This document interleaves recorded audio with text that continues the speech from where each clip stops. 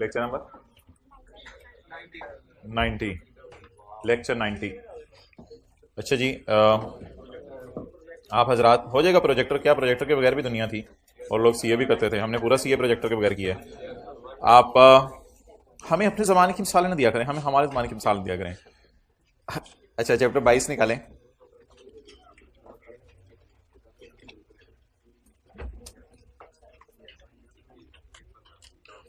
Question 67, question 67 page number 502। Question 67 में लिखा हुआ जी, under the provisions of sales tax act. Abdullah आपकी सीट पूरी खाली पड़ी है, जाओ उधर जाके लेट जाओ। Under the provisions of sales tax act 1990 and rules made there under by खालू जी, discuss the following. Difference between zero rate and exempt sale. उधर खड़े लेट आने की आदत। Difference between zero rate and exempt sale. Zero rate और exempt sale के अंदर डिफरेंस बताएं। पेज नंबर बता दें जी।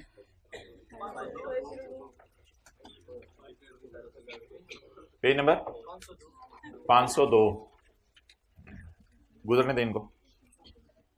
अब्दुल्ला आप ये रो छोड़ दें, इस लास्ट रो में आके खड़े हो जाए ताकि दरवाजा ब्लॉक ना हो। आप आगे आके खड़े हो जाओ। अगला सवाल, point number 2। How and under what circumstances inland revenue यानी कमिश्नर जो भी है बंदा may recover the amount of tax from a person without issuing him a show cause notice. किन सूरतों में कमिश्नर शो कॉज नोटिस दिए बगैर टैक्स ले सकता है? How and under what circumstances he may recover the amount of sales tax from a person without issuing him a show cause notice. किन सूरतों में शो कॉज नोटिस इशू किए बगैर कमिश्नर आपसे टैक्स ले सकता है? आ जाएं सारे, बैठ जाएं, पढ़ना शुरू करें जी।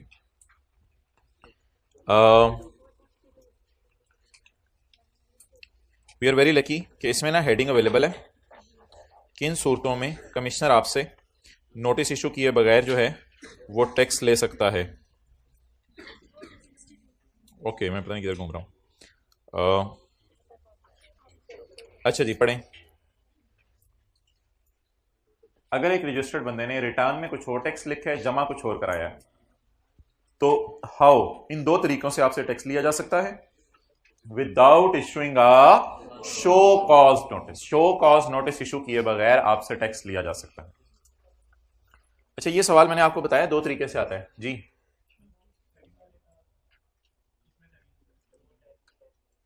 इसका मतलब attachment of business bank account बंद कर दिया जाएगा ताकि आप पैसे ना निकलवा सको। अच्छा जी, हाँ, आप दुकान बंद कर दी जाएगी ताकि आप चीजें ना बेच सको। अच्छा, तो अब मोहतरम सवाल ये है कि ये तो एक बात होगी, ये अलग बात होगी, इसको जरा साइड पे रखें। दूसरी बात, मैं आपसे ये बात करना चाह रहा था कि ये सवाल दो तरीके से आ रहा है। एक सवाल वो इस लाइन से उठा रहे हैं, एक सवाल इस लाइन से उठा रहे हैं। एक सवाल ये आ रहा है कि आपसे टैक्स कैसे लिया जा सकता है विदाउट इशूइंग अ शो कॉज नोटिस। इस लाइन से एक सवाल बन रहा है जिसको मैं हेडिंग में भी कह सकता हूं, हेडिंग में भी तो लिखा हुआ है। और दूसरा सवाल इस तरीके से बन रहा है कि a person has pays less tax या zero tax as compared to that indicated in return, what are the powers available to commissioner. तो ये दोनों तरीके से सवाल आ रहे हैं और मैंने दोनों तरीके से आपको करवाया हुआ है। तो पहली लाइन भी कभी पूछ रहे हैं, कभी इस लाइन में से सवाल बना रहे हैं। Okay, next.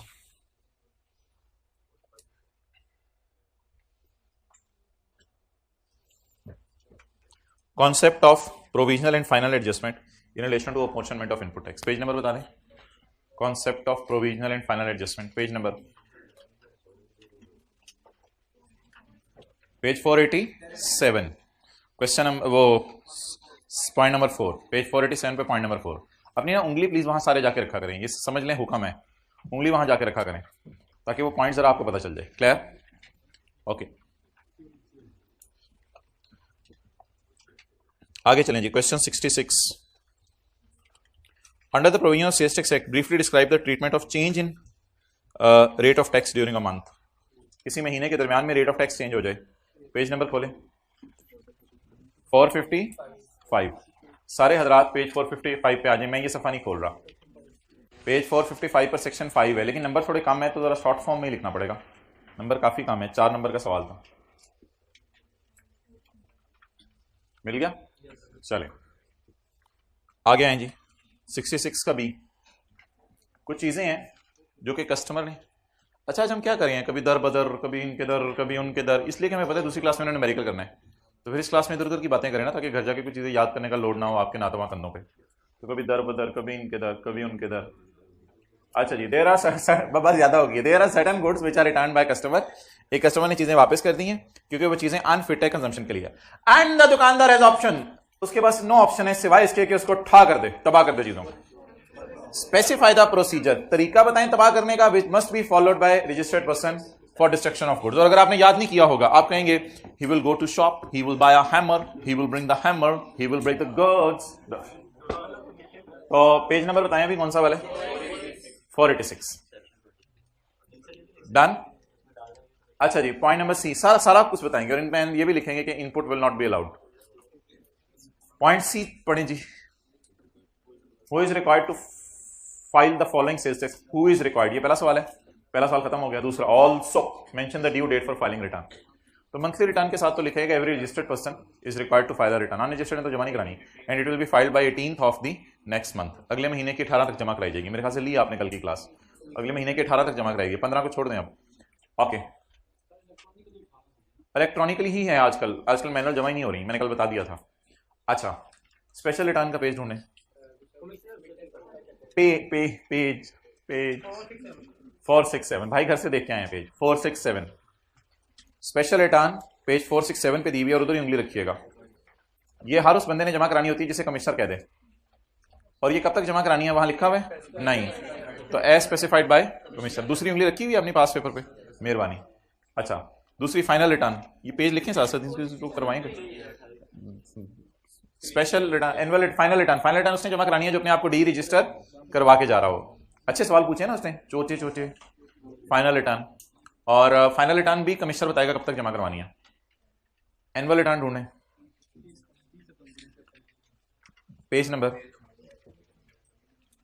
ये दूसरे चैप्टर में 481, पेज 481 पर एनुअल रिटर्न, सालाना रिटर्न मिल गई। अच्छा, कल ये तैयार हो क्या आना, चैप्टर 2 शुरू करेंगे, नए कपड़े पहन के ना अलमारी से निकाल के। वो जो छुट्टियों में, मार्च की छुट्टियों में आपने कपड़े पहनने ना पेपरों के बाद, वो वाले भी पहनिएगा। Annual return done. Annual return आपने जमा करवानी होती है कंपनी ने, प्राइवेट और पब्लिक ने। और दूसरा, बोले दूसरा सवाल है, कब तक जमा करवानी होती है? 30 सितंबर तक आपने जमा करवानी होती है। Okay, question 64। अंडर मामू जी का act 1990 and rules made by पुप्पो जी, briefly describe temporary sales tax registration, its rights, obligations and responsibilities of a person holding temporary registration. दूसरा सफा, page number 476। Difference between zero rate and exempt sale, वो आपको पता है, वो भी पेज खुलवाया था। Provisions relating to excess sales tax collected by registered person, excess tax, heavy bike वाला मोटरसाइकिल पे चला गया, बाद में पकड़ा नहीं गया, पेज नंबर याद है किसी को? एक्सेस 455 पे आके हेडिंग पढ़ें, collection of excess tax, excess. अच्छा, ये चीजें ना मेरे ख्याल से ज्यादा आसान होती हैं। द रीजन इज कि हमारी किताब में एक सफ़ा है जो ये वाला सफ़ा है, तो यहाँ पे अगर आप देखें तो आपने माशाल्लाह हाईलाइट किया होगा एक्सेस सेल्स टैक्स, जाके देखें साथ वाले ने ये हाईलाइट किया होगा, इसका नाम एक्सेस सेल्स टैक्स। देखें जरा, ये जो पेज है हमारी किताब हर चैप्टर के शुरू में होता है, ये किस चैप्टर के शुरू में है? चैप्टर 20 के शुरू में। चलें वो छोड़ें, अपना देख लें कि आपने हाईलाइट किया हुआ इसका नाम, collection of excess sales tax. ये बड़ा अच्छा करते हैं आप, हर चैप्टर पढ़ने के बाद ना इस सफ़े पे आ जाते हैं और उसके बाद फिर नज़र मारते हैं कि पूरे चैप्टर में हमने क्या क्या पढ़ा। तो that's really nice, I really appreciate you. कितने लोगों ने ये पहली दफ़ा सफ़ा खोला है? ओके, मेहरबानी, आई रियली अप्रिशिएट यू मी। अच्छा, वापस आ जाएंगे, जितने दी खोती होती। ओ तेरी है, ज़्यादा हो गई। Point number B, with the commie नहीं होता था हमारे साथ लंगोटिया यार हमारा, with the commie having jurisdiction, जिसकी पावर है आपके ऊपर, इज मुतमईन that a registered person has issue fake invoice, उसे यकीन आ जाए कि आपने फेक इनवॉइस इशू की है, या आपने टैक्स मारा है, या आपने टैक्स फ्रॉड किया है, he may suspend the registration of such person, वो रजिस्ट्रेशन सस्पेंड कर देगा विदाउट प्रायर नोटिस। ये वो वाला नोटिस नहीं जो अभी मैंने पढ़ाया था सेक्शन 11A में जाके, ये वो नोटिस नहीं, ये होता है कि आपको घूरने से पहले दूर से झाती नहीं मारी जाएगी, यानी घूरने से पहले कुछ नहीं होता दुनिया में, विदाउट प्रायर नोटिस। इधर कप के खाए जा रहे हैं, लो जी इधर नाश्ते हो, साथ साथ करते रहो, फ्रेश रहो। अच्छा, विदाउट पेंडिंग फर्दर इंक्वायरी। ये एज इट इज फिक्रा उठाया, जरा ढूंढने, किसी सफे पे लिखा हुआ था 479।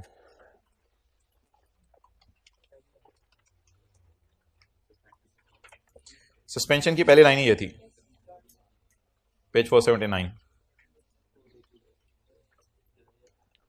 आगे क्या कह रहे हैं Bablu? Under the sales tax act and rules made there under state any 4 basis of such satisfaction which allow the commissioner to suspend the registration.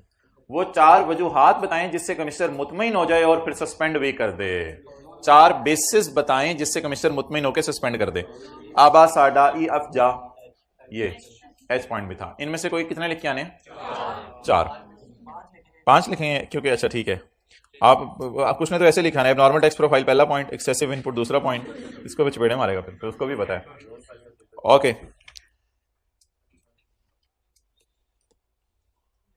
Question 63। Under the provisions of बहनोई एक्ट 1990, पॉइंट ए ज्यादा होगी, list the exceptions to the following general rule. Following general rule की exception बताएं।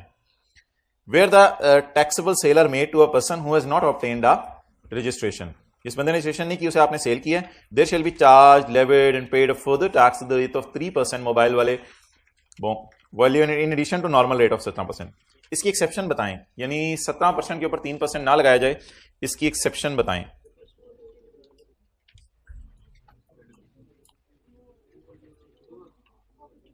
ये वाला वो वाला कुछ नहीं होता, पेज नंबर होता है, ये वाला वो वाला पेज 452 अकाउंटिंग की क्लास होती है। अकाउंट में उधर लिख दें, डेबिट क्रेडिट नहीं बोलना, इधर लिख दें, उधर लिख दें, इधर उधर पता नहीं, डेबिट पहले बता दिया करें टीचर को, इधर से मुराद किया उधर से मुराद किया जी। पेज नंबर 452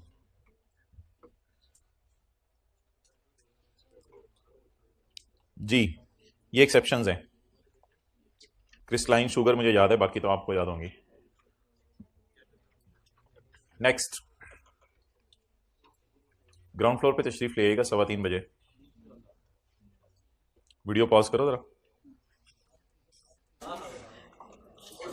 ओके, आगे चलें, आगे चलें, आगे चलें। पॉइंट टू, पुरवकार तरीके से जिंदगी गुजारें। क्वेश्चन 63 ए का 2, goods exported shall be charged to tax at the rate of 0%। Exports पे रेट लगता है 0%। आपने इसकी एक्सेप्शंस बतानी है, पेज 455। नेक्स्ट, एक्सेप्शंस पूछी हुई, एक्सेप्शंस हाउएवर से शुरू हो रही हैं, ढूंढे जाके पेज 455 पे, हाउएवर से शुरू हो रही हैं। Explain the temporary registration, explain करें टेम्पोरेरी रजिस्ट्रेशन को, और ब्रीफली बताएं rights, obligations and responsibilities of a person who has obtained. वही वाला सवाल। ओके, अच्छा जी।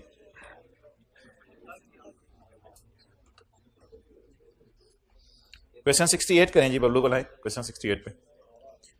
सूरज associate, Sun associate has recently been registered under the inland revenue department under the sales tax act 1990 and rules made there under. Identify the documents, वो documents identify करें जो कि S A को चाहिए होंगे। डॉक्यूमेंट्स कोई बताने हैं जो एसए को चाहिए होंगे फॉर माइनसिंग इनपुट। इनपुट माइनस करने के लिए वो डॉक्यूमेंट्स कौन से हैं जो चाहिए हो in relation to following activities. इन एक्टिविटीज के लिए क्या डॉक्यूमेंट्स आपके पास? सवाल में ना रिक्वायरमेंट्स जरा पढ़ें, आइडेंटिफाई डॉक्यूमेंट्स। सवाल में ना रिक्वायरमेंट हाईलाइट कर लिया करें, आइडेंटिफाई डॉक्यूमेंट्स किस मकसद के लिए? For claiming input. Input minus करने के लिए कौन से डॉक्यूमेंट्स चाहिए? अगर सप्लाई ऑफ टैक्सेबल गुड्स है, अगर इंपोर्ट ऑफ गुड्स है, और गुड्स परचेज इन ऑक्शन है। Page 457।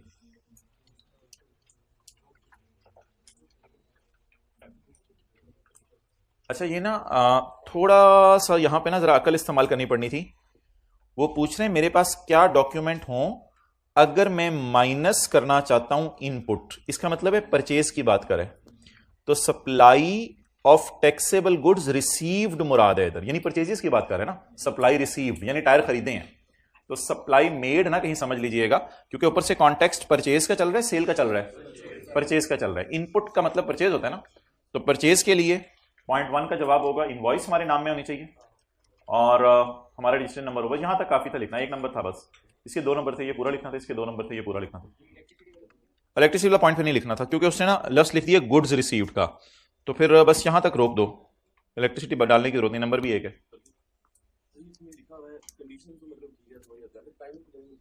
Time of claim of input पता नहीं आई कि अपनी अपनी किताब में डेफिनेशन बनाई हुई है, किस वक्त इनपुट माइनस करेंगे, जब इनवॉइस होल्ड करें, इसलिए मुझे ये डेफिनेशन भी अच्छी लगती है। Time of claim of input, input कब रिकॉर्ड करो, जब इनवॉइस होल्ड करो, तो टाइम ही बन गया ना एक तरह का।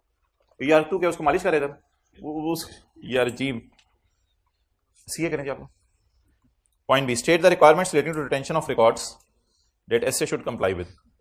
अच्छा, इस तरह के जो आसान सवाल है ना, ये आपको यहीं से पता चलेंगे, इसका और कोई हल नहीं है, ये आपको यहीं से पता चलेंगे। रिटेंशन, बस हेडिंग है सेक्शन की, रिटेंशन ऑफ रिकॉर्ड्स 6 साल तक संभाल के रखने हैं, रिटेंशन ऑफ रिकॉर्ड्स 6 साल तक। तो सेक्शन की हेडिंग से उसने आसान सा सवाल उठाया, जाके सेक्शन 24 देख लें किस सफे पे है, 464। तो इस तरह के आसान सवाल पता चल जाते हैं अगर बंदे के हेडिंग्स पे जरा ग्रिप हो। कुछ तो आपने देखे घिसे पिटे सवाल है, बार बार पूछ रहे हैं।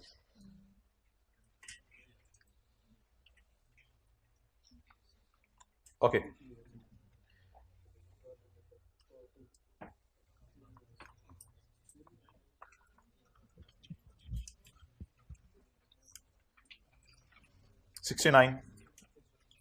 Surely Associates, Rapid Associates has been registered under the Sales Tax Act 1990. Rapid Associates Sales Tax Act 1990 में रजिस्टर्ड है सिंस 2014। जून 2020 के महीने में आरए ने इशू की हैं फेक इनवॉइसेस, इशू की हैं फेक इनवॉइसेस, बातें साथ साथ चल रही हैं क्लास में, दैट्स नाइस। इशू की हैं फेक इनवॉइसेस सेल्स टैक्स की amounting to 5 million, 2 number bill issue किए हैं to one of its customers, यानी हम सेलर हैं। अपार्ट फ्रॉम दिस, इसके अलावा आरए दूध का धुला हुआ है, RA has always been in compliance with the law. Allah का शुक्र है, इसके अलावा आरए ने जिंदगी में कोई 2 नंबरी नहीं की, जिंदगी में पहली दफा 2 नंबरी करके देखा है। आपके लिए रिक्वायरमेंट ये है कि अंडर द खाला जी का act 1990 in rules made by खालू जी डिस्कस द नताइज which RA may have to face to issue fake invoices. Fake invoices issue करने पर आपको क्या नताइज भुगतने पड़ेंगे जी। 6 नंबर का सवाल है, पेज नंबर 479, बल्कि हाँ 479 के टॉप पे वाज़े उसने लिखा हुआ था, the person has issued fake invoices, the बंदा फेक इनवॉइसेस इशू कर रहा है। अच्छा प्लीज, नताइज ये नहीं है, एक रीजन है फेक इनवॉइस इशू करना, तब आपको घूरा जाएगा, इस वजह से भी आपको घूरा जाएगा, इन वजह से भी घूरा जाएगा, फेक इनवॉइस इशू करने पे भी घूरा जाएगा। वो पूछ रहे कि फेक इनवॉइस इशू कर चुका है, आप बताओ इसके नताइज क्या भुगतने पड़ेंगे इसको। तो नताइज 4 और 5 में लिखे हुए हैं, नताइज 4 और 5 में लिखे हुए हैं। एक तो यह नतीजा भुगतना पड़ेगा कि आपका अपना इनपुट डेड हो जाएगा, और दूसरा यह नतीजा भुगतना पड़ेगा आपके बायर्स का इनपुट भी डेड हो जाएगा, और तीसरा यह नतीजा भुगतना पड़ेगा कि आपके पास जो लोग रह रहे हैं तो कमिश्नर चीफ कमिश्नर को बताएगा कि इनको भी सस्पेंड या वो करो। और क्योंकि 6 नंबर थे इसलिए आई कि अपने ये पॉइंट 6 भी बीच में डाल दिया कि अगर आप सस्पेंशन का जवाब नहीं देते शो कॉज नोटिस जो उसके बाद आया है, तो फिर आपको ब्लैक लिस्ट भी किया जा सकता है। तो उसने खैंचतान के पॉइंट 6 को भी पनिशमेंट में डाल दिया क्योंकि 6 मार्क्स थे, और ये पनिशमेंट है, फील करें। अगर आपने सस्पेंशन के बाद शो कॉज नोटिस आया और फिर शो कॉज नोटिस का रिप्लाई ना किया, तो फिर अगला आपको ये नतीजा भुगतना पड़ेगा कि आपको क्या कर दिया जाएगा, ब्लैक लिस्ट कर दिया जाएगा। तो कम से कम आपने पॉइंट 4 और 5 तो लिख के आना था, लेकिन 6 भी लिखा थे क्योंकि 6 मार्क्स थे। और इसमें ना एक और जगह फेक इनवॉइस का लफ्ज लिखा हुआ है, लेकिन please try to understand the question. एक और जगह फेक इनवॉइस लिखा हुआ है, एक बच्चे ने कहा था वहां भी तो फेक इनवॉइस का लफ्ज लिखा हुआ है। ना ना ना ना भाई, वो कुछ और है फेक इनवॉइस, वो इशू करने वाले नहीं है। वो लिखा हुआ है सेक्शन 8 में, सेक्शन 8 में फेक इनवॉइस। तो ये फेक इनवॉइस परचेज वाली फेक इनवॉइस है। सवाल कह रहे हैं इशू फेक इनवॉइस, इशू की है फेक इनवॉइस, यानी हम सेलर हैं, ये तो बीइंग अ बायर अगर हमें परचेज इनवॉइस किसी और ने इशू करके दी है तो फिर हमारी परचेज डेड होगी। तो ये तो बीइंग अ परचेजर हमारी बात हो रही है। और इसमें इतनी सी लाइन के क्या 6 नंबर आपको मिलने थे, अकल.com है ना तो इतने ही है, अल्लाह दे दे, हमने यही कर सकता हूं। अच्छा जी, थोड़ा सा वैसे मैं इसे कहूंगा कि सवाल जो है ना, इसने जरा बस हल्का सा हिंट ही दे के ना आगे 6 नंबर का मांग लिया था। इशू फेक इनवॉइस से पकड़ा जाना था कि वो सस्पेंशन पूछ रहे हैं, कभी कभी इस तरह सवाल भी दे देता है, बस ठीक है, जंगल का बादशाह हम क्या कह सकते हैं, कोई मसला नहीं। ओके नेक्स्ट जी, अब आप हजरात आ जाएं जिथे दी कल छोड़ी थी, चैप्टर 21। अच्छा, आज हमने ऑब्वियसली कोई थ्योरी मैंने आपको बताया था, फिर ज्यादा नहीं पढ़नी क्योंकि दूसरी क्लास में न्यूमेरिकल करना है, तो फिर 4-5 लाइनें मेरे ख्याल से रह गई हैं हमारी, अब वो पढ़ लेते हैं। 4-5 लाइनें रह गई ना, 2 × 2, हाँ ये सी 5-6 लाइनें रह गई हैं, इनको पढ़ लेते हैं। बल्कि इनको इधर ही याद करवा के आपको भेजा जाएगा क्योंकि घर जाके और भी जमाने में गम है पढ़ाई के सिवा। Page 484 page. अल्लाह अकबर, इतनी लेट भी तो आ सकते हैं ये। देख, चलती हुई क्लास में से बुक लेने की तो कोई तुक नहीं है ना। पेज 484। अच्छा मोहतरम,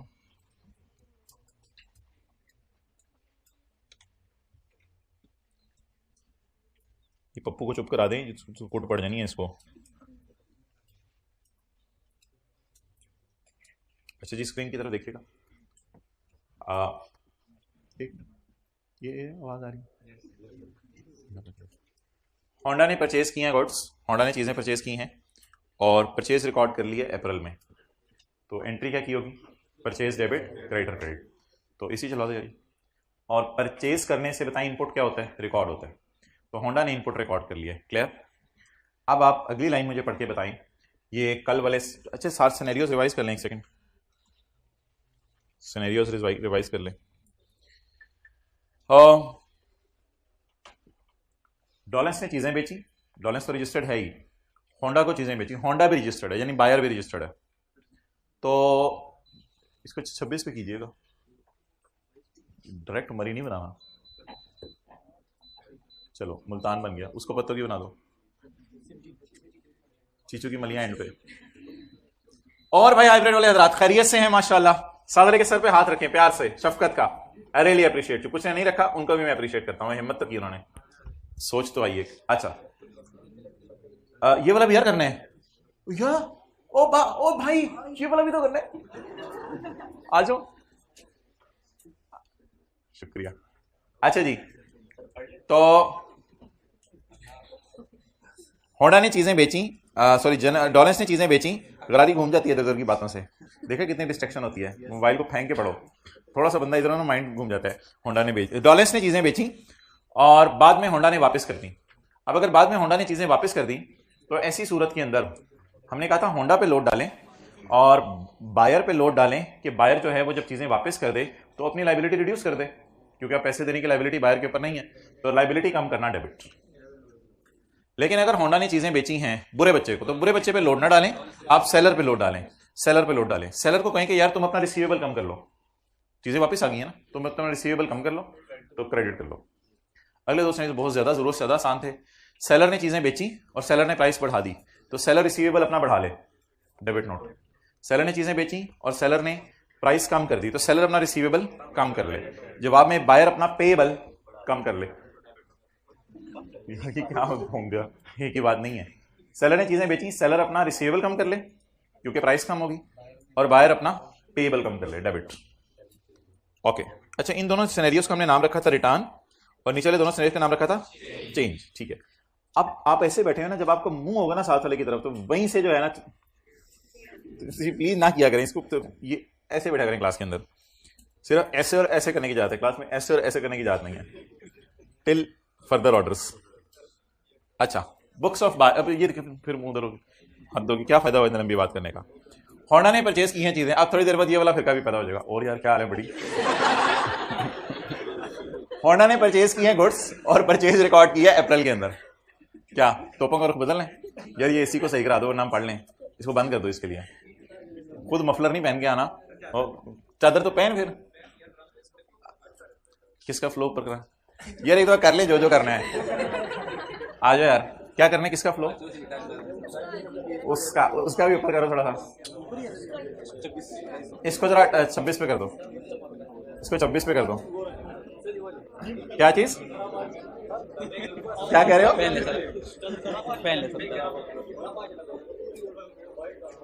अच्छा, तेरी जगह पे नहीं बैठा हुआ तो कुछ पढ़ा नहीं जा रहा तेरे से? अच्छा,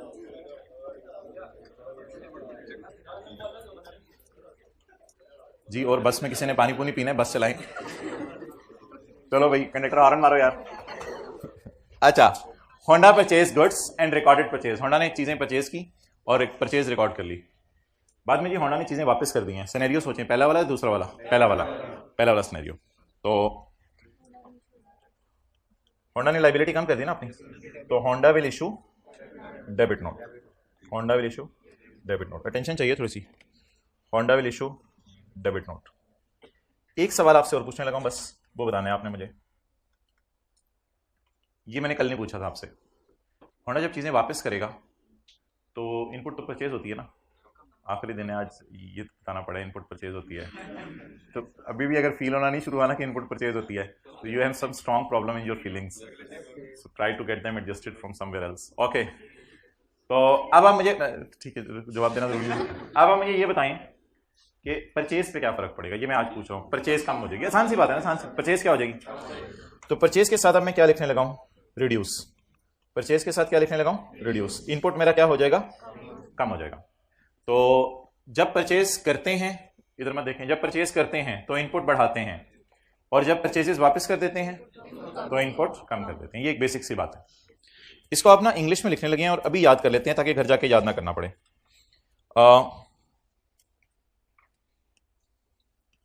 आप लोगों ने लिखना नहीं, अभी बस पढ़ना है। Where the buyer has already recorded purchase in April. Where the buyer has already recorded purchase in April. He will reduce input. He will reduce input due to purchase return. He will reduce input with the amount mentioned in debit note. अब मैं इसको बार बार पढ़ता हूं, फिर आपको note करने का time दूंगा। वेयर द बायर, ना आप where the buyer has already recorded purchase, he will reduce purchase because the price is पे कोई फर्क नहीं पड़ा, because the goods are return, क्योंकि चीजें क्या हो गई हैं, वापस हो गई हैं। बार बार याद करें, where the buyer has recorded a purchase, he will reduce purchase, he will reduce purchase when the goods are return. समझ आ गया। अब नीचे से पढ़ें, where the buyer has already recorded purchase in April, he will reduce purchase due to purchase return, he will reduce purchase with the amount mentioned in debit note. Note कर लें। अब ना आपने सिर्फ दो बातें अंडरस्टैंड करनी है। नोट का नाम क्या था इसमें, सिनेरियो 1 में डेबिट नोट, और इनपुट क्या हो रहा था, कम। इसको मैं येलो से हाईलाइट कर रहा हूं क्योंकि इनपुट कम करना मैंने आपको आज सोचवाया है, डेबिट नोट तक तो कल हमने सोचा था। इस इंग्लिश को लिखें और याद करें। ये मई के महीने के अंदर डेबिट नोट इशू है, तो मई के महीने में परचेज को उठाएगा।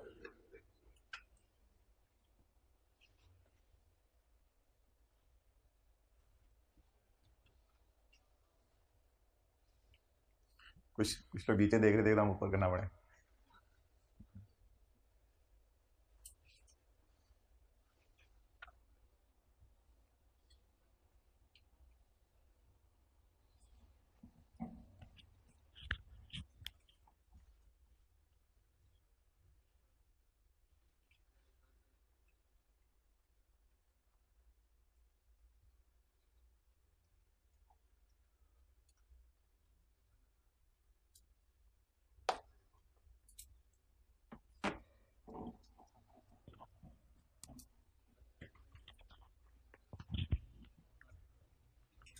ना ना ना ना ना बोलो। ओके,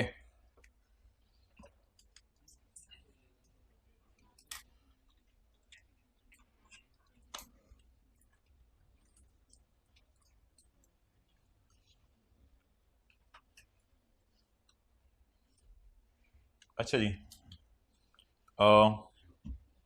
खामोश भाई, ये क्या कर रहे हैं? आखिरी 3 रोज में अब कुछ को निकालना पड़ेगा एक को। इसमें ना लॉ मेकर ने काफ़ी सारे सिनेरियोज डिस्कस किए हैं, लेकिन मैंने अभी सिर्फ आपसे एक किया है। Where the Honda has already recorded a purchase, Honda shall reduce purchase with the amount mentioned in debit note. आगे ब्रैकेट में ले लें उस महीने जिस महीने नोट इशू हुआ है, बस ये बात तो छोड़ें, आसान सी है। In the month in which note is issued, मई में नोट इशू हुआ है ना, तो मई में ये एडजस्टमेंट कर लें। अच्छा, अब इसको ना हम अगली एग्जाम्पल के जरिए पढ़ते हैं। अगली एग्जाम्पल मैं पढ़ूंगा। हर एग्जाम्पल में 2 चैलेंजेस होंगे। नंबर 1, पहला चैलेंज होगा आपका कि नोट का नाम बताना है आपने, और दूसरा चैलेंज होगा इनपुट आपने बताना है बढ़ रहा है या कम हो रहा है। तो अब आप स्क्रीन की तरफ मत देखें एक सेकंड के लिए, मैं ज़रा मिटा लूँ चीज़ें। स्क्रीन की तरफ मत देखें, मैं ज़रा चीज़ें मिटा लूँ, और फिर आपने अगला सफ़ा निकालना है और फिर उसके ऊपर जो है वो इसका जवाब देना है। अभी आपने रजिस्टर से अगला पेज जो है वो नहीं निकालना।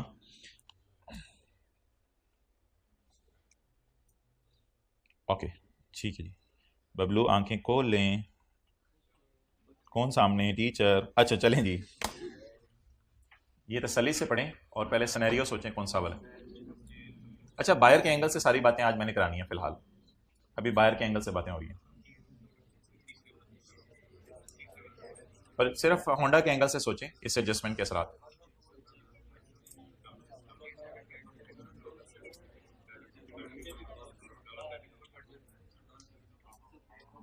अच्छा जी, नहीं एंट्रीज ना बताएं, बस सिंपल। होंडा ने परचेज किए हैं गुड्स 100 रुपए की और परचेज रिकॉर्ड कर ली, ठीक है।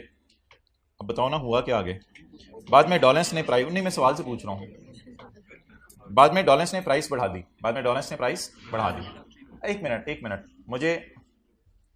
मुझे पहले आपने नोट का नाम बताना है।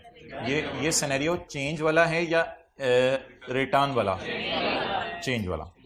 चेंज वाले में प्राइस बढ़ रही है या कम हो रही है? बढ़ रही है। तो सिनेरियो बना तीसरे सिनेरियो में हमने पढ़ा था, where for any reason the VOS has increased the seller shall issue a debit note. Seller क्या इशू करेगा? Debit note. तो ऐसी सूरत में पहली बात यह है कि Dollens will issue a debit note, ठीक है जी। Dollens will issue debit note, Dollens debit note issue करेगा। ये और बात है कि हमें रिसीव हो रहा होगा, इसको छोड़ें। Dawlance will issue a debit note, तो ये नोट कौन सा बन गया? अगला सवाल दोबारा पढ़ें। होंडा ने परचेज कितने की 100 रुपए की, 100 रुपए की परचेज रिकॉर्ड की। जब प्राइस बढ़ी तो फिर 30 रुपए की परचेज पर 17 और लगाना पड़ेगा ना। तो जब 100 रुपए की परचेज रिकॉर्ड की थी तो अब परचेज 130 की हो गई है, तो क्या इनपुट 100 पे रिकॉर्ड किया था और अब इनपुट 30 से ज्यादा रिकॉर्ड करना पड़ेगा? तो बता दें आपको क्या फील हो रहा है? इनपुट। बस ये दो बातें आपने पकड़ा करनी है कि परचेज मुझे बढ़ानी पड़ेगी। इनपुट बढ़ाना है वो लिख लें, परचेज बढ़ानी है वो लिख लें, वो आपकी मर्जी है। तो परचेज मुझे बढ़ानी पड़ेगी, इनपुट मुझे बढ़ाना पड़ेगा। अब अंग्रेजी बनाने की कोशिश करता हूं मैं।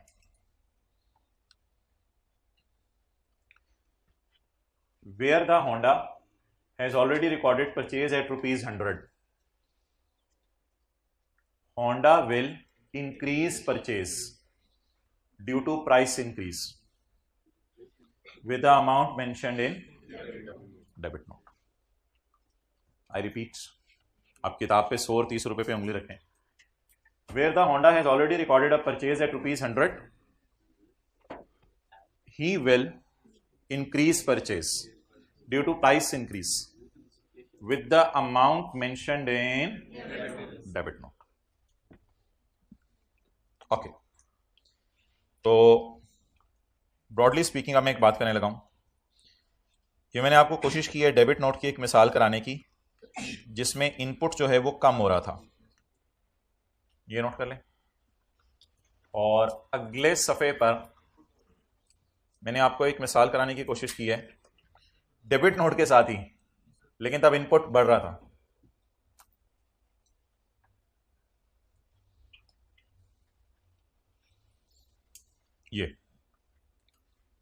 ये दो मिसालें होंगी।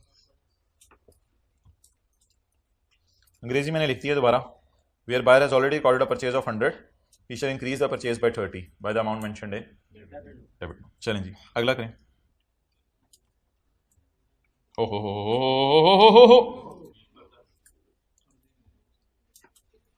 आप खड़े हो और एंड पे चले जाएं, कमेंट्स नहीं करने, और आपको दूसरी क्लास के अंदर आने की इजाजत है। पढ़ें जी। भाईजान खड़े होने हैं, पहुंची हुई सरकार दरवाजे के पास, चलो आजो बैठ जाओ। दो सवाल, नोट का नाम बताने और इनपुट बताने बढ़ेगा या कम होगा। बाहर के साथ इनपुट होता ही बाहर का, इनपुट होता ही बाहर का, बताएं जी। बाहर के हिसाब से ये ना बोलो बाहर के हिसाब, इनपुट होता ही बाहर का। अच्छा, होंडा ने चीजें परचेज की 100 रुपए की, बाद में डॉलेंस ने कहा सॉरी यार वो बिल गलत बन गया था, तो चीजें तो 80 रुपए की हैं, तो 20 रुपए से प्राइस आपकी कम कर देते हैं। होंडा ने कहा उसने आप पीछे कर लिया। अच्छा, बी प्रोफेशनल। अच्छा जी, होंडा ने परचेज की चीजें 100 रुपए की, बाद में डॉलेंस ने प्राइस कम कर दी। रिटर्न वाला सिनेरियो या चेंज वाला? चेंज वाले में प्राइस बढ़ रही है या कम हो रही है? आप काम हो रही है बिना बोलो थोड़ी देर के लिए, ये सजा है आपको, कुछ भी ना बोलो थोड़ी देर के लिए, आधा घंटा आपने बोलना नहीं है। अच्छा, later on Dawlance decrease the price, Dawlance ने प्राइस कम कर दी, तो प्राइस कम करना सबसे आखिरी सिनेरियो था। इसमें डॉलेंस जो है वो अपना रिसीवेबल कम कर लेगा, रिसीवेबल कम कर लेगा ना, रिसीवेबल कम कर लेगा, तो रिसीवेबल कम होना क्या होता है, क्रेडिट। क्रेडिट ये वही जगह सेल्स टैक्स में जरा अकल लगवा रहे थोड़ी सी है, अल्हम्दुलिल्लाह बोला करें, वहाँ वाले परेशान हो जाते हैं। I am not here to कुछ और कर you, I am here to upgrade you, तो इसलिए पॉजिटिव लिया करें चीज़ों को। तो आप बता दें जी प्राइस क्या होने लगी है, बढ़ने लगी है, कम होने लगी है। अब अगर प्राइस कम होने लगी है तो ये सिनेरियो 4 है। तो मुझे पता है कि डॉलेंस क्रेडिट नोट इशू करेगा और जवाब में होंडा भी डेबिट नोट, छोड़े पहले उसको बस एक साइड डिस्कस कर लें फिलहाल, इतनी लंबी बात करने की क्या जरूरत है। तो ऐसी सूरत में Dawlance will issue a credit note as per scenario number 4। अच्छा, ये मेरी पहली बात हो गई। दूसरी बात अब आपने मुझे बतानी है, जिस वक्त मैंने चीज़ें परचेज की थी तो मैंने इनपुट बढ़ाया था, हाँ, तो मैं उस वक्त की बात ही नहीं कर रहा। मुझे आज बताएं आप क्या करना है, जब मैंने प्राइस कम हो गई तो अब इनपुट को क्या कर दूं, कम कर दें। तो दो जवाब हो गए। पहला जवाब ये कि नोट इस सवाल में कौन सा बना था, क्रेडिट नोट, और सेलर ने इशू किया था, बायर ने डेबिट नोट इशू किया था, वो भी लिखना लिख दो, कोई मसला नहीं, कोई मसला नहीं। मैं आपसे सिर्फ अभी एक ही बात कर रहा हूं, सेलर ने क्रेडिट नोट इशू किया था और होंडा ने रिसीव किया था। तो क्रेडिट नोट सेलर ने इशू किए, और आगे बता दें अगली बात, इनपुट क्या हो रहा है, कम हो रहा है। डन। तो ये 3 मिसालें हैं, क्योंकि मुझे अपना ज़माना याद है। हम अपने ज़माने में ना इस लाइन को पढ़ के घर में झूले लेते रहते थे कि ये इसने कर क्या दिया है, कभी रिड्यूस लिख रहा है, कभी इंक्रीज लिख रहा है, कभी डेबिट नोट लिख रहा है, कभी क्रेडिट नोट लिख रहा है, तो फिर दिमाग की दही बनी रहती थी। तो इसलिए तो नीचे किताब में एग्जांपल्स नहीं दी होती थी ना, तो इसलिए अब तीनों एग्जांपल्स आपको दे दी हैं, और भी कोई एग्जांपल्स बन सकती हैं, लेकिन बस इट्स एनफ एग्जांपल्स। और कोई रिस्पेक्टिवली नहीं लिखा हुआ कि रिड्यूस के साथ डेबिट नोट ही है और इंक्रीज के साथ क्रेडिट नोट का लफ्ज़ है, बस कुछ भी हो सकता है। तो 2-3 एग्जांपल्स कर लिए, 1-2 और भी कर लेंगे कभी बैठ के टाइम मिला तो बस एग्जांपल्स कराना 1-2 मकसूद था। डन। तो इसलिए अब मुझे अंग्रेजी बनवाएं, where the buyer has already recorded purchase for ₹100, क्योंकि ये चीजें अंग्रेजी याद करें ना, आज तो घर जाने का टाइम, घर करने का टाइम नहीं मिलना, तो मेडिकल भी करना है। Where the buyer has already recorded purchase at ₹100, he will reduce purchase by ₹20 due to price reduction with the amount mentioned in credit note sent by Dolens, जो डॉलेंस में क्रेडिट। मुझे पता है ये भी वैसे एक डेबिट नोट भेजेगा जवाब में। ओके, प्रैक्टिस करें इसकी जी, practice makes a man perfect. तो अब आप हजरात जो है वो प्लीज थोड़ी देर के लिए आंखें क्लोज कर लें टिल फर्दर ऑर्डर्स।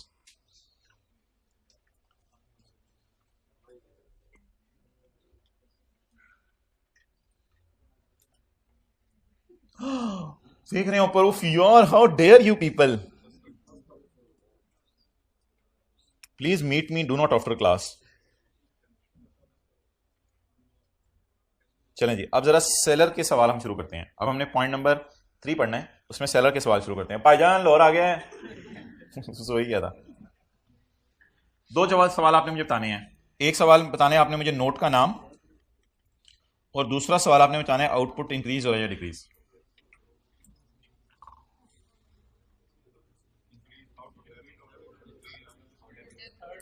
नोट का नाम तो कल वाले नॉलेज की बेस पे बता देना। डॉलेंस ने चीजें बेची हैं 70 रुपए की, डॉलेंस ने सेल रिकॉर्ड की है 70 रुपए की, डॉलेंस ने अक्टूबर में प्राइस बढ़ा दी, सिनेरियो तीसरा वाला है। तो तीसरे सिनेरियो में डॉलेंस प्राइस बढ़ा के रिसीवेबल अपना बढ़ा देगा। रिसीवेबल बढ़ना means debtor debit, debtor debit means ये डेबिट नोट है, तो नोट हो गया जी डेबिट। अच्छा, सेल रिकॉर्ड किस पे की है, 70 पे, फिर बाद में सेल बढ़ा दी, पहले रिकॉर्ड की फिर बढ़ा दी, सेल बढ़ा दी, सेल और आउटपुट एक ही चीज है, सेल बढ़ा दी तो आउटपुट बढ़ गया। नोट कर लें, डेबिट नोट का सिनेरियो मैंने आपको कराया और आउटपुट बढ़ गया, सेल बढ़ गई। पॉइंट 3 के नीचे पहला डब्बा है। अभी तो ये बताऊंगा कि अगली क्लास में पाऊं भी बड़े तेज हैं। अच्छा, क्या याद तेज, आप कहा करो मैं कुछ नहीं, मेरा कुछ नहीं। पढ़ें जी, वेयर द अप चपेड़, क्या हर क्लास में चपेड़ें खानी होती हैं। अब सेलर की बातें शुरू हो गई हैं, हम पहुंचे हुए हैं, ये उधर ये भी खड़ा है। Where the seller has already recorded sale, where seller has already recorded sale, थोड़ा सा जरा, he will increase output, he will increase output due to price increase, due to price increase। with the amount mentioned in debit note. तीसरा scenario, debtor debit sale credit with the amount mentioned in debit note. Okay, let's read out again. Where the seller has recorded a sale in फला महीना, the seller will increase sale by rupees, जितने भी लिखा होगा, seller will increase sale due to price increase with the amount mentioned in debit note. पढ़ने की कोशिश करते हैं, पढ़ने की. Where the seller has already recorded a sale in a return for the sale, ऐसी sale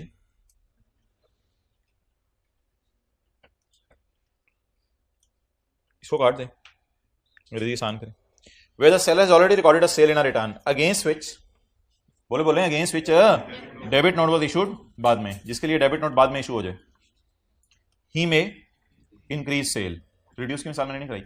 He may increase sale by the amount mentioned in debit note. आगे bracket में लें जिस महीने नोट इशू हुआ, इन the month in which note is issued. Note किस महीने issue है? अक्टूबर में. तो अक्टूबर के अंदर आप इंक्रीज डिक्रीज जो भी करना कर दें. चलें जी, अपने ही तर्ज का आखिरी सवाल है ये. अब ये मुझे करते हैं.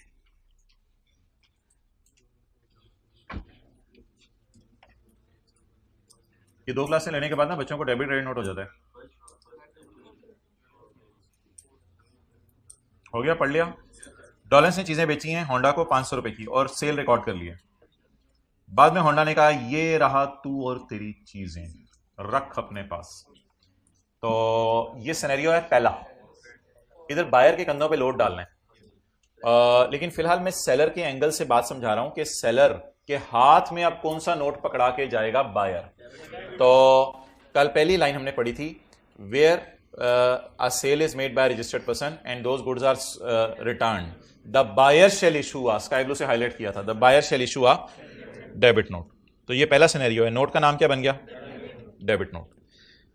अच्छा, जब डॉलेंस ने चीजें बेची होंगी तो सेल बढ़ाई होगी. ये मैं पहला बुलेट पढ़ रहा हूं. डॉलेंस ने जब चीजें बेची होंगी सेल बढ़ाई होंगी. जब चीजें वापस आ गई होंगी तो सेल क्या लिखूं? सेल कम कर दें या आउटपुट कम कर दें? एक ही बात है, आउटपुट कम कर दें. तो ये जी आखिरी सिनेरियो हमारा.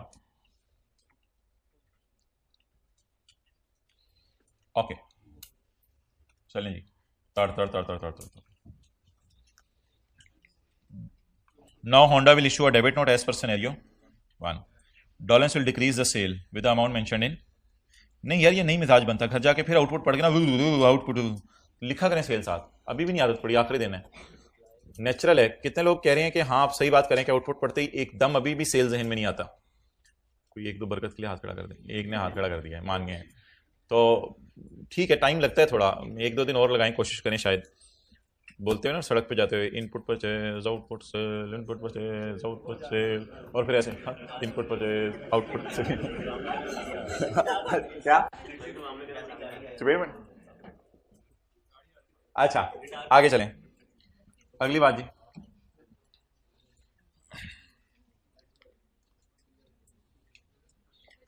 तो मुझे नहीं समझ आई. अच्छा, तो हमने इंक्रीज की मिसाल भी कर ली है डेबिट नोट के साथ.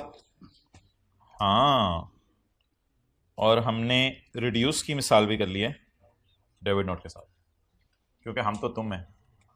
ओके, चलें जी आगे. ये तो आपको पता है, तो ये पढ़ लें.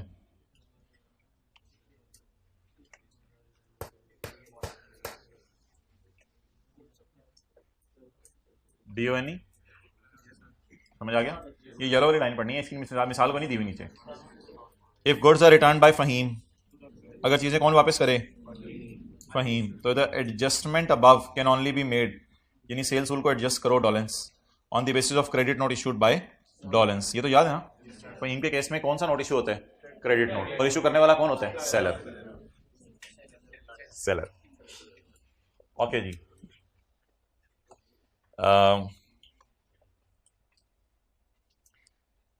सेल कम होने से गवर्नमेंट को क्या होगा? सेल कम होगी तो हम टैक्स कम देंगे.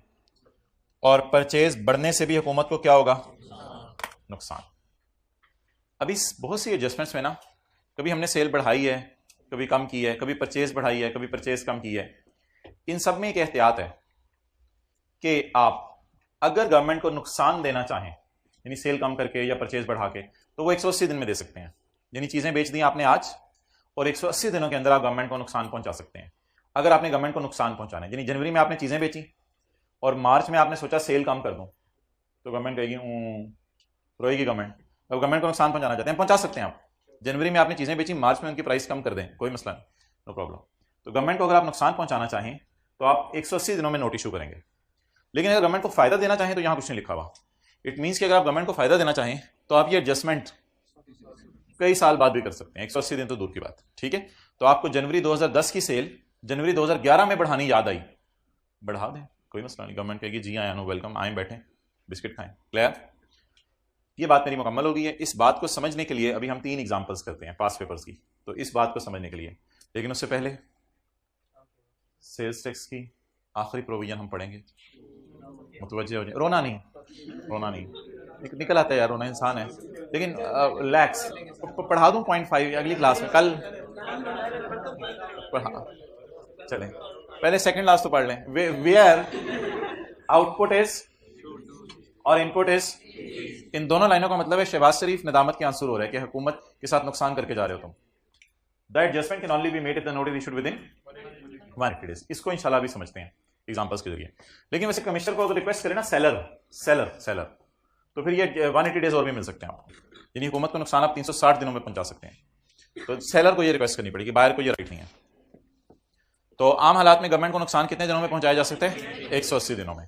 और अगर फायदा देना हो हुकूमत को, जब मर्जी। लेकिन नुकसान में अगर आप हुकूमत को नुकसान पहुंचाना चाहते हैं और 180 दिन गुजर गए हैं, तो हुकूमत को रिक्वेस्ट करके मैं आपको नुकसान पहुंचा लूं, तो फिर भी नुकसान पहुंचा सकते हैं, लेकिन 180 दिन आपको और मिलेंगे। अच्छा जी,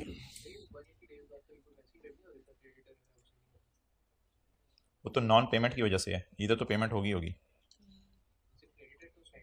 नहीं, पेमेंट होगी, पेमेंट भी वापस आ जाती है प्राइस इंक्रीज डिक्रीज में, इससे पेमेंट की तो कोई शर्त नहीं। अच्छा जी, अगले सफे पे आए। भाईजान डॉलेंस ने एसी बेचा, क्या हो गई? सेल। ओ यार चुप, डॉलेंस ने एसी बेचा, क्या हो गई? सेल। होंडा ने कहा तू और तेरा एसी, होंडा एसी क्या कर गया? वापस कर गया।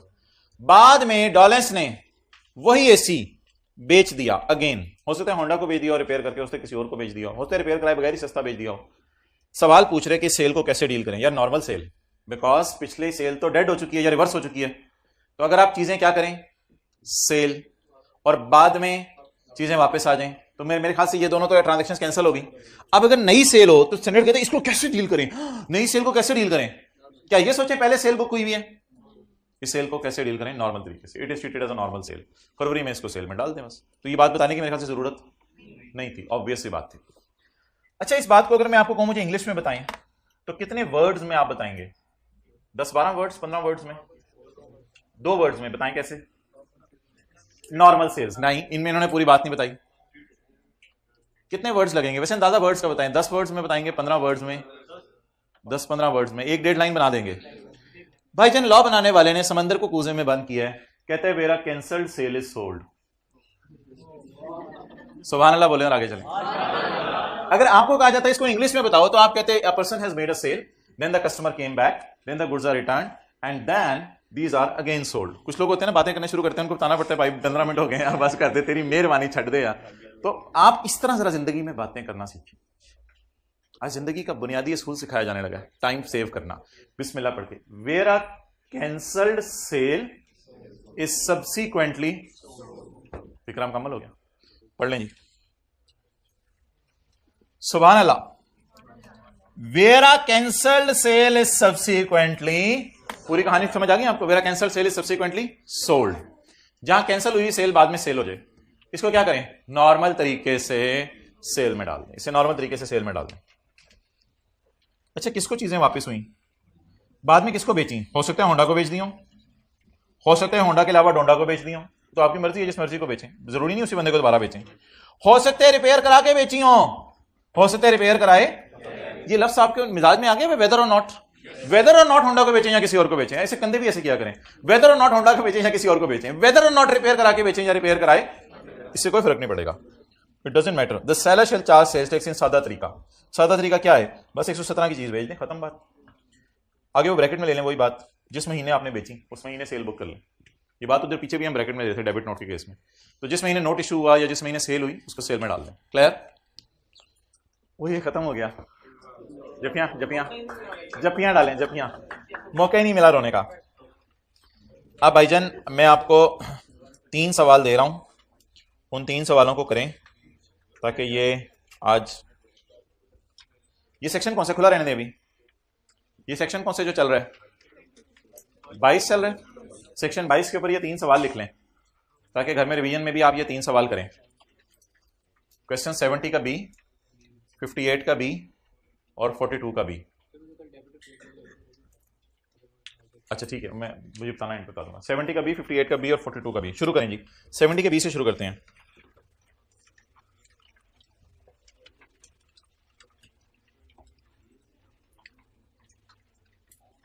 एक 180 दिन वाला कॉन्सेप्ट मैंने आपको समझाना है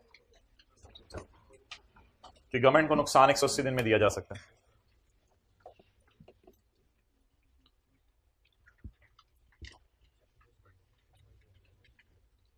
ऑन 4 फरवरी 2021, जल्दी बताएं ना,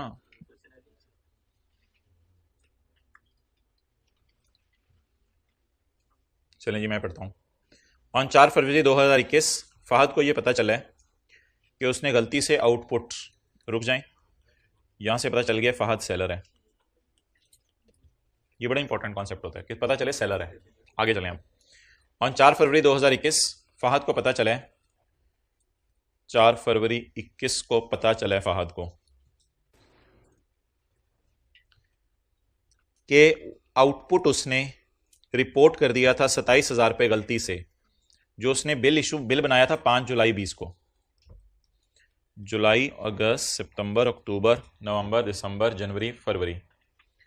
फरवरी में आपको याद आया है कि मैंने जो जुलाई में चीज़ें बेची थी ना, फरवरी में आपको याद आया, बड़े इंपॉर्टेंट सवाल है। फरवरी में आपको याद आया है कि मैंने जो जुलाई में चीज़ें बेची थी, याद आया, मैंने इसका मतलब किया ना, इट वॉज रिवील्ड, उसे पता चला। ऑन 4 फरवरी 2021, 4 फरवरी 2021 पे खड़े हुए उसे पता चला कि उसने गलती से आउटपुट रिकॉर्ड कर दिया था 27 पे, ये होगी रॉन्ग फिगर। हालांकि जुलाई में जो इसने चीज़ें बेची हैं, हालांकि जुलाई में जो इसने चीज़ें बेची हैं उनका आउटपुट बनता था 72, ये हो गई original figure.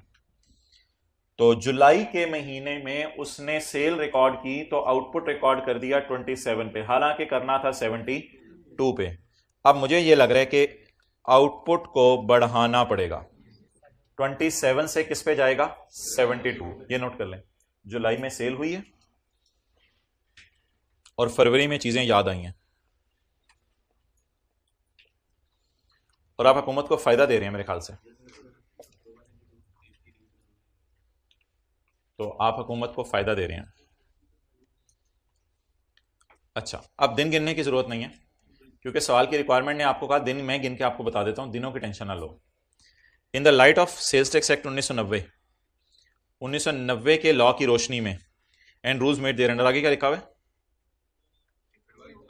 Advise how Fahad can rectify this error after expiry of 180 days. वो कह रहे 180 डेज गुजर गए, आप पेपर में गिनो ना बैठो, कहते मैं बताता हूं 180 डेज गुजर गए हैं, फहद बेचारा क्या इस एरर को रेक्टिफाई कर सकता है, बिल्कुल कर सकता है। इसके लिए क्या करे वो भी बताना पड़ेगा, क्या करे वो मैं बताता हूं क्या करे। इसके अंदर अब आप 2 चीजें लिख के आएंगे, एक तो आप रूल 21 का 1 लिख के आएंगे और एक आप अभी जो मैंने पढ़ाया 22 का 4 वो लिख के आएंगे।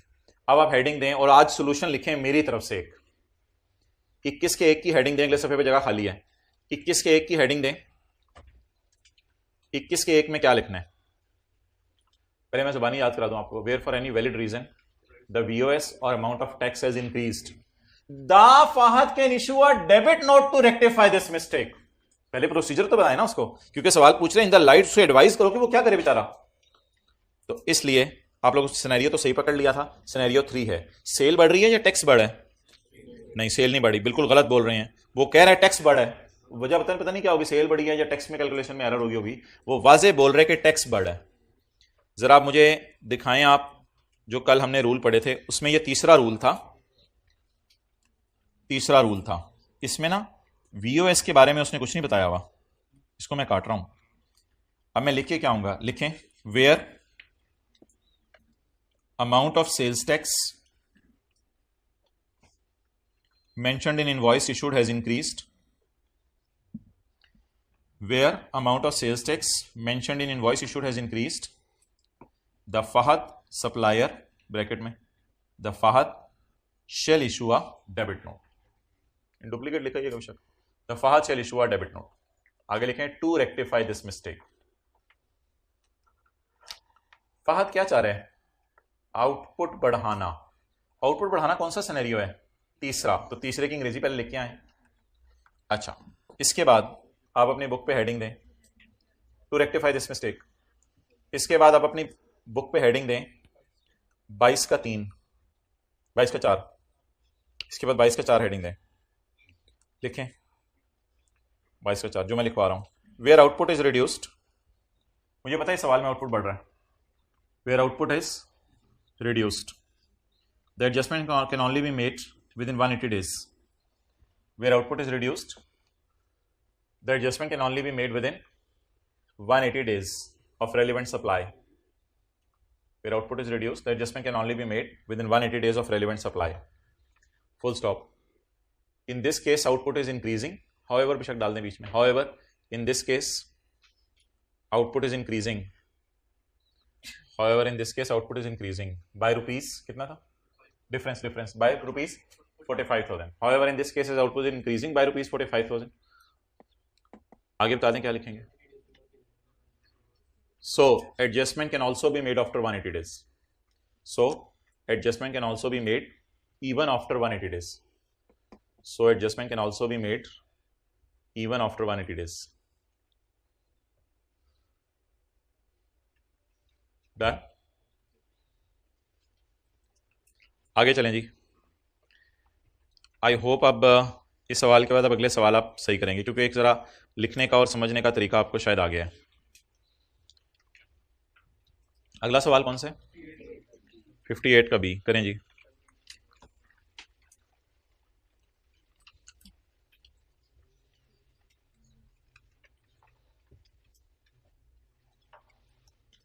सेल्स टैक्स बढ़ा हो या आउटपुट बढ़ रहा हो, दोनों सूरतों में सिनेरियो 3 ही होता है.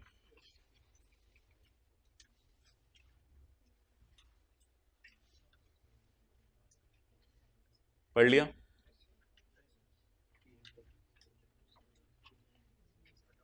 ऑन 2 जून 16 आबिद ने गलती से इशू कर दी इनवॉइस. चलो शुक्र है आबिद सेलर है, मुझे इशू के लफ्ज़ से पता चल गया आबिद सेलर है, वरना मुझे पता नहीं चलना था. जून के महीने में उसने इनवॉइस इशू कर दी विद अ बोझ of sales tax amounting to 25 के ऊपर लिखें आउटपुट. Wrong output. आउटपुट में क्यों लिखवा रहा हूं?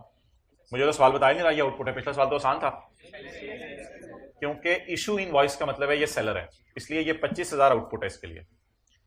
तो विद अ बोझ of 25 as against applicable tax of, तो लिखें ओरिजिनल आउटपुट.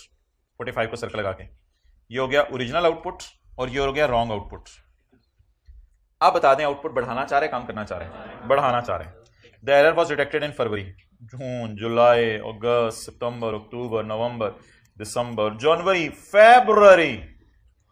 फरवरी में याद आया और जून में सेल की थी. बताएं जी, अगर मैं सेल कर दूं जून में और मुझे फरवरी में याद आए कि मैंने हुकूमत को फायदा देना है, तो 180 डेज सवाल बता रहे गुजर चुके हैं, गिनने की जरूरत नहीं. एडवाइस करें आबिद को, क्या ऐसा हो सकता है?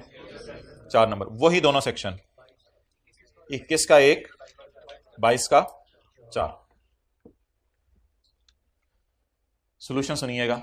Where for any valid reason the amount of sales tax has increased, मैं बस बता रहा हूं, where the amount of sales tax has increased, the seller shall issue a debit note to rectify this mistake. Output, अब मैं 22 के 4 की तरफ आ गया हूं. Where output is reduce, adjustment can only be made within 180 days.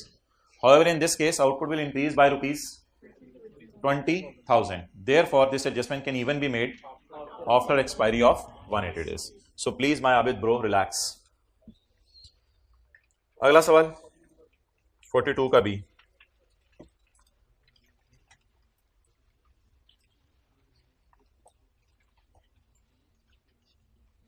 Page number 498.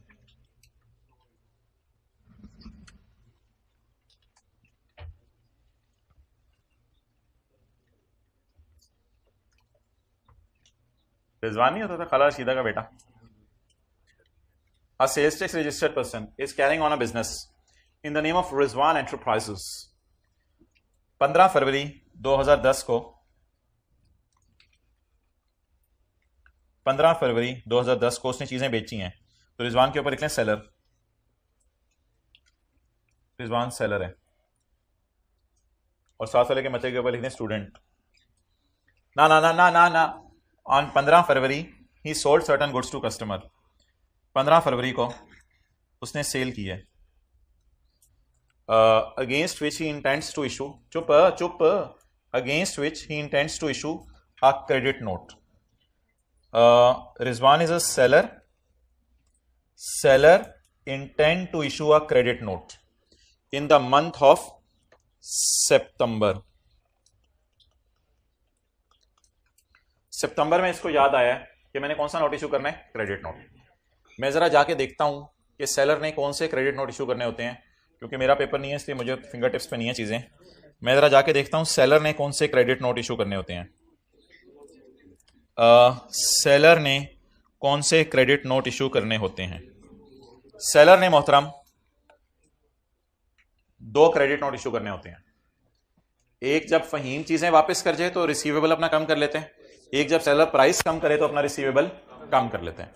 इन 2 सूरतों में आपने क्या इशू करना होता है, बोलें, क्रेडिट नोट। तो 2 सूरतों में आपने क्रेडिट नोट इशू करना होता है, नंबर 1 ये वाला सिनेरियो और नंबर 2 ये वाला सिनेरियो। अब सवाल में कोई ऐसी इंडिकेशन नहीं है कि इन दोनों सिनेरियोज में से कौन सा है, लेकिन we are very very lucky के दोनों में आउटपुट कम हो रहा है। लेकिन वी आर वेरी, आप देख रहे हैं पुराने पास पेपर ज्यादा मुश्किल होते थे, इसमें ज्यादा सोचना पड़ा सवाल में कौन से सिनेरियो थे, दूसरा या चौथा, आउटपुट क्या हो रहा है, कम हो रहा है। सवाल बड़ा वेग सा था, उसमें से हमें एफर्ट करके चीजें ढूंढनी पड़ी। सवाल क्या कह रहा है, कौन नोट इशू करना चाहता है, सेलर। कौन सा नोट, क्रेडिट नोट। ना करना ना यार ना, सेलर कौन सा नोट इशू करना चाहता है, क्रेडिट नोट। सेलर किस किस सिनेरियो में क्रेडिट नोट इशू करता है, दूसरे और चौथे में। अल्लाह का शुक्र है दोनों क्रेडिट नोट को भाड़ में जाएं, इन दोनों सिनेरियोज में सेल कम हो रही है, गवर्नमेंट को नुकसान होना है। अच्छा जी,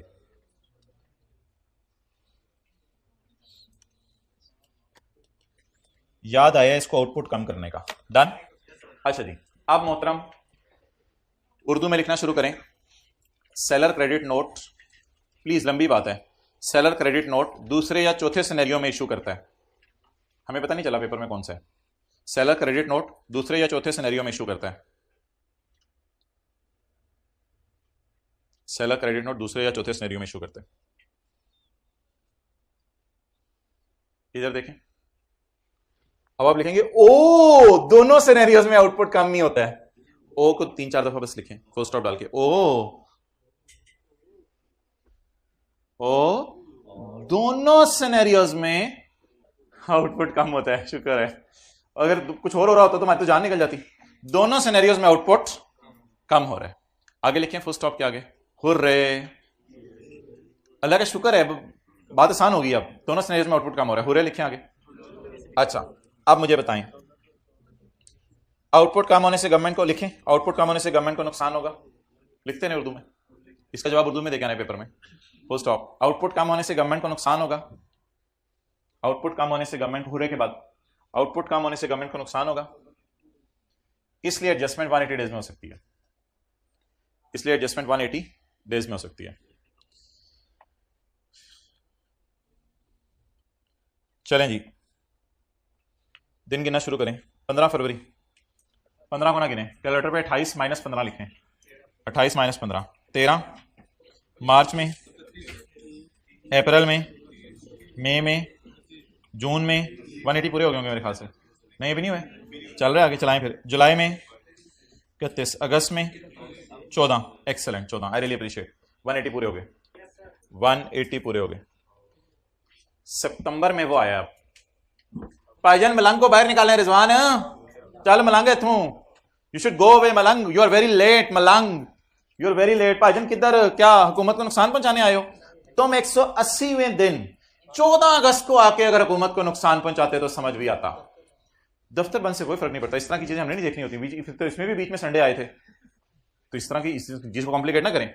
14 अगस्त तक आके आप गवर्नमेंट को नुकसान पहुंचा सकते थे, लेकिन अब आप तो मलंग को क्या कह के निकाल दिया जाएगा, मलंग साहब निकलो इथों, मलंग जाते हुए एक फिक्रा बोलेगा, however at the request of seller.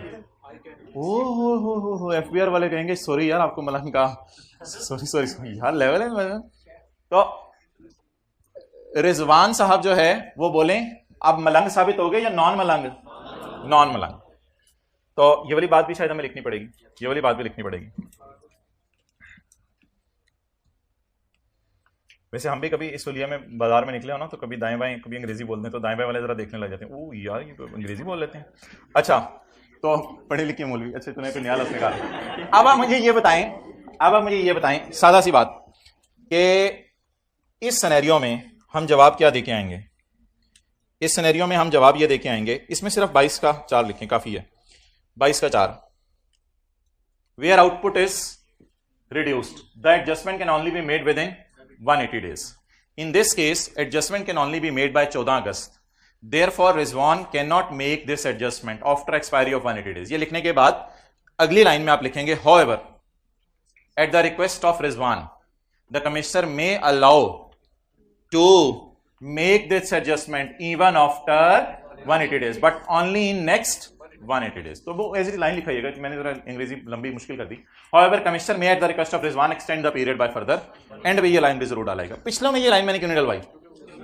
क्योंकि पिछलों के अंदर जो है वो 180 डेज वाला चक्कर था ही नहीं, आप तो वैसे ही 180 डेज के बाद भी जा सकते थे, हुकूमत को फायदा दे रहे थे। ये वाली लाइन सब कब डाल के आया करनी है पेपर में? जब 180 डेज से कम हो। टेस्ट वाला सवाल निकाल लें, चैप्टर नंबर 22। ये नोट कर लिया आपने? ये नोट कर लें।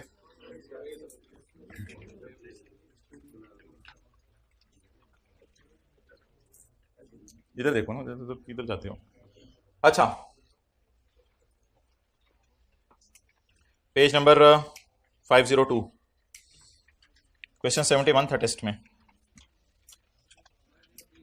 503 भाईजान फरमा रहे हैं, in the light of provisions of खालाजी का act 1990 and rules made there under, briefly explain as to chargeability या एडजस्टमेंट ऑफ सेल्स टैक्स। इधर ये सवाल है, लेकिन क्वेश्चन 72 जो टेस्ट में नहीं आया था उधर कुछ और सवाल है। In the light of provisions of sales tax act 1990 made there state the VOS chargeable to tax, VOS chargeable to tax. अब इन दोनों के अंदर मुझे फर्क बता दें, इधर लिखा हुआ है चार्जेबिलिटी स्लैश एडजस्टमेंट और इधर लिखा हुआ है वीओएस चार्जेबल टू टैक्स, इन दोनों में फर्क बता दें। इसमें सिर्फ वीओएस चार्जेबल पूछ रहा है, यानी सेल पूछ रहा है।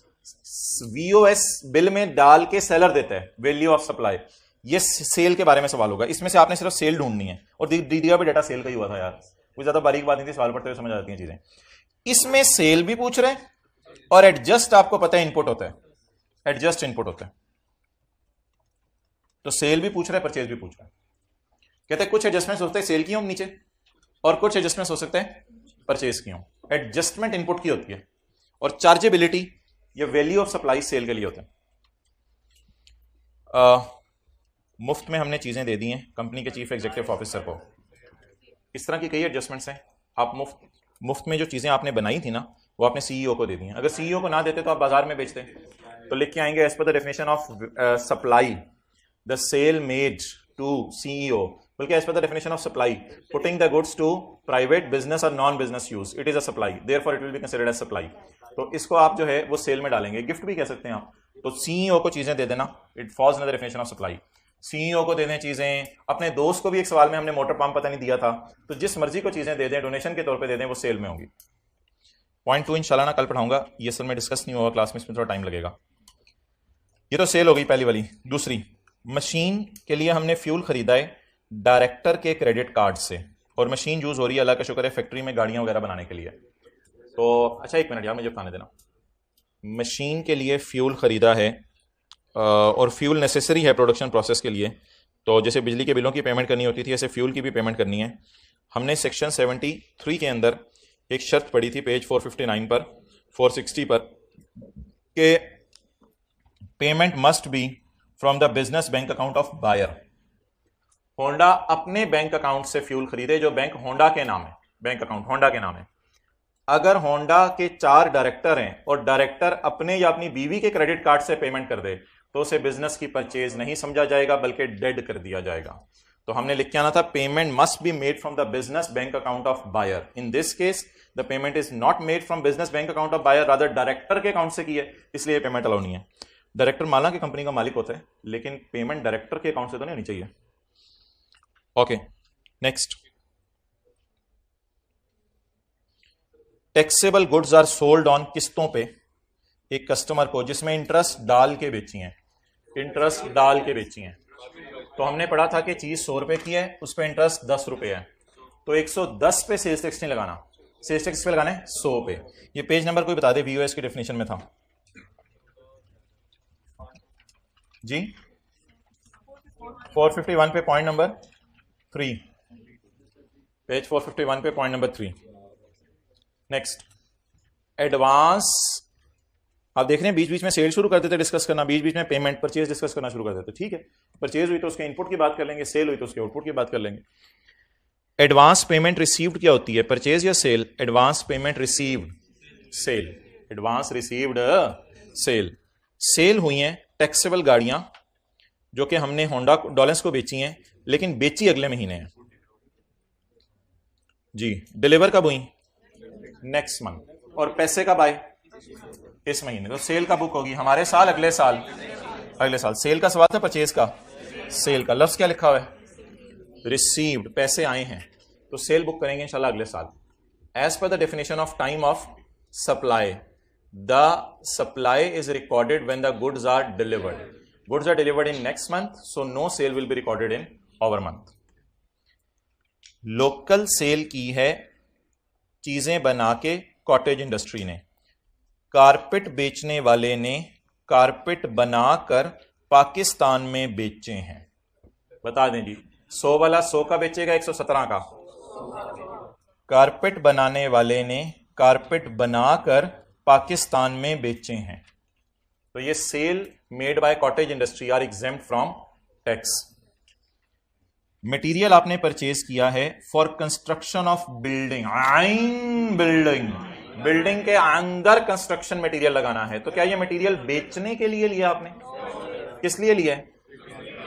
तो ये सेक्शन 8 में ये इनपुट अलाउ नहीं है, क्योंकि ये पेंट, इलेक्ट्रिकल वायर्स, अनारकली के साथ वाली चीजें हैं, ये परचेज डेड हो जाएंगी। इलेक्ट्रॉनिक कैश रजिस्टर की परचेज की है आपने रिटेल आउटलेट के लिए। हमने पढ़ा था चैप्टर 20 में इलेक्ट्रॉनिक रजिस्टर अगर आपने परचेज किया है, तो मैंने पढ़ा था पेज नंबर 458 पर, नहीं वो तो एक्सेप्शन में डला हुआ था ना, मैंने पेज 461 पर, तसल्ली से बात सुन लें फिर मैं क्लोज करूं। पेज 461 पर मैंने एक लफ्ज लिखा हुआ था, input on fixed assets. Fixed asset होता है मशीन और electronic cash register, shall not be restricted to 90% of output. पहली लाइन आपने लिखानी थी, purchase of electronic cash register is allowed. दूसरी बात, input on electronic cash register की purchase will not be restricted to 90% of output. ठीक है जी, ओवर। इंशाल्लाह ग्राउंड फ्लोर पे क्लास होगी और 3:15 पे ग्राउंड फ्लोर पे 3:15 पे। हाँ, टाइम नहीं बचा।